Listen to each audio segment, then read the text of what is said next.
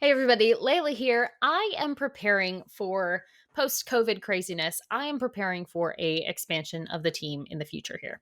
And I'm trying to think about what that's going to look like. And I thought I would make a video to talk about how I am preparing for that as someone who is so process obsessed. My business's name is process driven. If I don't have a process for bringing on new people, what am I doing? So I wanted to share with you the process I'm trying out for myself through this additional hire right now. And the process involves 4 steps. And I want to share it with you, not to say that it's perfect, but to say that's what I'm trying. So, right now, my number one step is documenting tasks. And I've been doing this for a while, and you're seeing an example of it right here.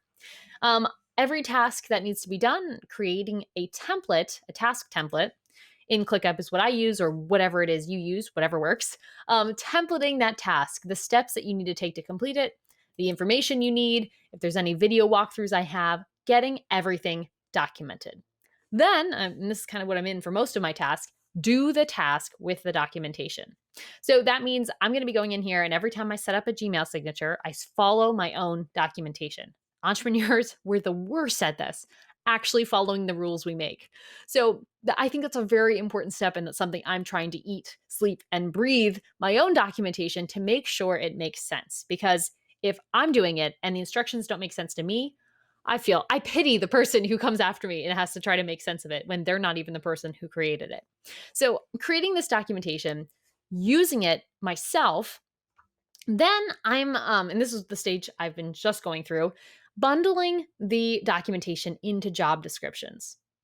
And you can do this either way, job description to documentation or documentation to job description. But basically, I'm figuring out which of these templates um, sum up the responsibilities of a role. So if my role is in charge of setting up all of our Gmail signatures, well, obviously, this template belongs in their job description and saying one of your responsibilities is setting up Gmail signatures. Maybe I have a responsibility for this new person of being a community manager, and it might say, manage Facebook group, and I might have some policies and procedures below that repeat on a weekly or daily basis.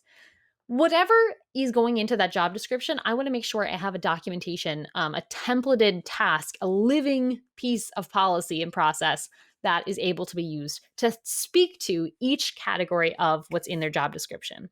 When I was doing this phase, I kind of had to go back and forth of like, oh, well, I want this in their description, but I haven't made a process for it. All right, go into the process. And then, oh, I have this process. I think that would be good for their description. Throw it in the description. Back and forth until all of them were in both places, right? Every piece in the job description was in the process and the process templates, and all of the templates that I wanted to have in their role were listed in the job description. Makes sense, right? And now I am in stage 4, which is stockpiling tasks to build a backlog for week 1. So I've identified perhaps the 10 to 15 different templated tasks that are really going to make up the majority of the role. Not everything, because I can't predict everything, but those are the main things I think are going to take up the estimated amount of time I'm hiring for.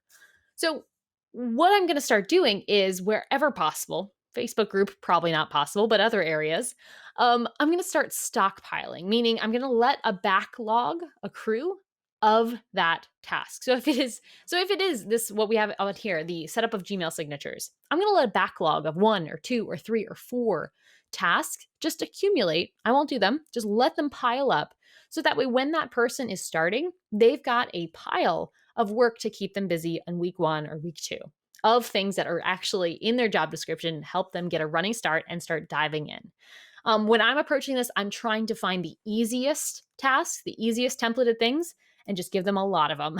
Like Gmail signatures, if we need 15 of them, they're coming on your plate. If it's, whatever that piece is, high volume of low complexity stuff. Because as someone who's coming on new to the team, I'm expecting them to have to be doing a lot of soft learning of the way we work and our approach and all of that stuff. So I'm keeping the tasks themselves very simple and repetitive. So you're building up that muscle memory and mastering them using our process.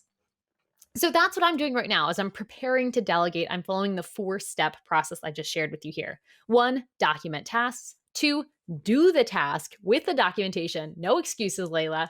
3, bundle those tasks into a job description or vice versa. And 4, stockpile the tasks so that in week 1, my new person is going to have a healthy jumpstart of work to dig in and make really fast impact and contributions to the team. That's going to be in addition to onboarding and other get to know you stuff that, of course, they're going to need to be involved with. But the majority of it is going to be real work because my goal with hiring, especially as a small business, is to get people contributing as quickly as possible. I think it's good for them psychologically, it's good for me financially, it's good for everybody to just get everyone in with a running start. So that's my 4-step approach.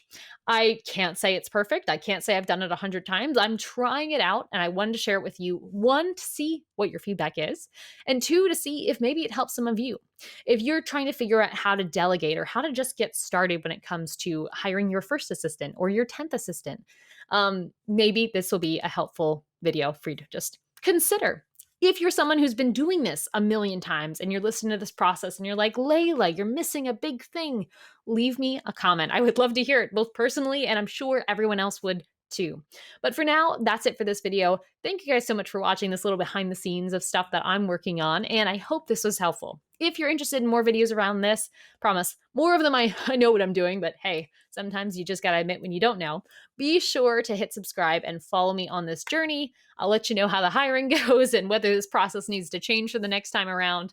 But that's it for this video. Thank you so much for watching and have a great rest of your day.